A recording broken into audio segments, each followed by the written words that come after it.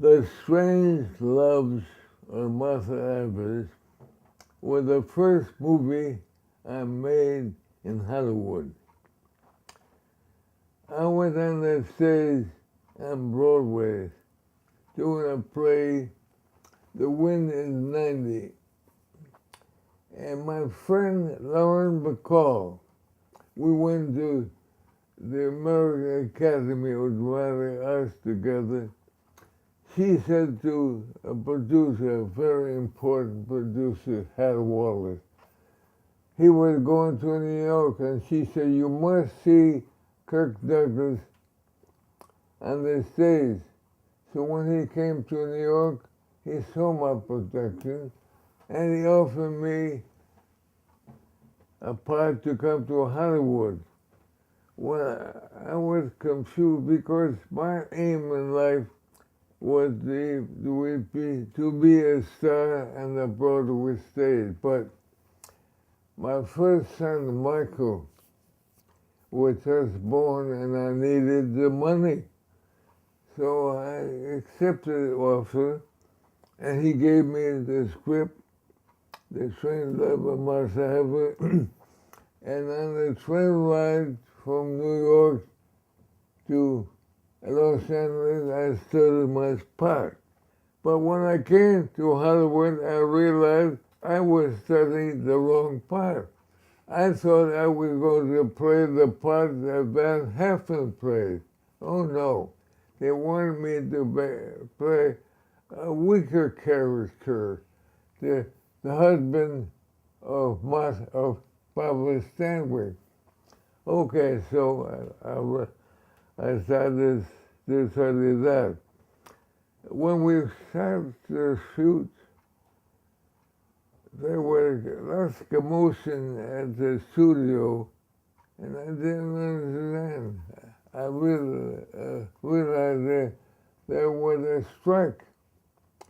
And as I look back on it, I think I was a strike breaker because they had the car drive me into the lot, and they made me sleep over at the studio that night.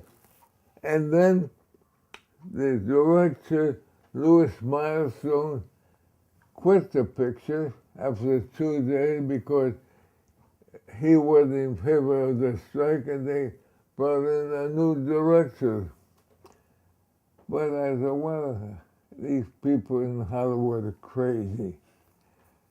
Van Heflin was very nice to me.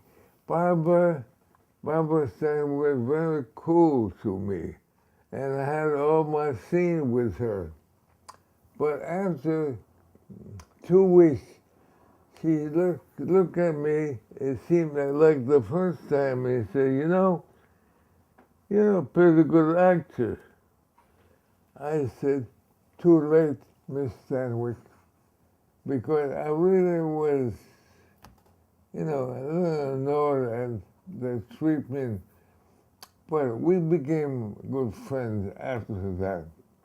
The Strange Love of Martha Ivers was a very good experience. Van Heflin was very supportive, and eventually I got along pretty well with Barbara. She was a very fine actress, and I always remember in the last scene, I decided to cut her, and I had the gun. We are in the middle place. I have a gun against her body, and I pulled the trigger. Now, she was such a smart actress. No, wait a minute. Let me try something. So we started again. And this time, she put her hand over mine, and so she took away my little strength to shoot her, and she shot herself. But I always admired that. Then the director said, Kirk, in this scene, you should be smoking. I said, but I don't smoke. Well, he said, it's easy to learn. So they gave me some cigarettes, and I started smoking. For the first time in my life, I got sick. I had to go over to my dressing room and throw up hot water with furious, you know. How dare I? But I got over it. Then I started to smoke 2 packs a day. And then about 30 years ago, I said, why am I doing that? Because at that time, everybody encouraged you to smoke. The cigarette people gave you cigarettes every month for free. But I thought, I'm smoking and breathing this smoke. My lungs are purifying, and then so I stopped. And I never smoked again. And from that time on, when a picture called for me to smoke, I didn't smoke. In one of the gangster pictures, I had a cigar in my mouth that I didn't like. And that was the beginning. That was about 65 years ago.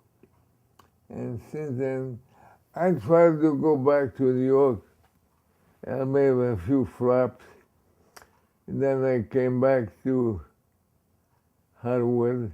And Hollywood had been good to me. And I formed my own company, Brenner.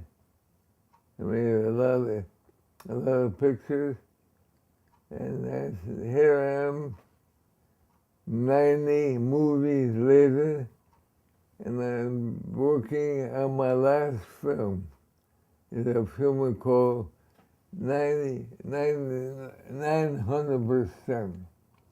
I was fascinated by the script, and I hope it can come to fruition. But I will never forget The Strange Loves of Moss Ivers, my first picture. Cut. All right, you got it. It was terrific.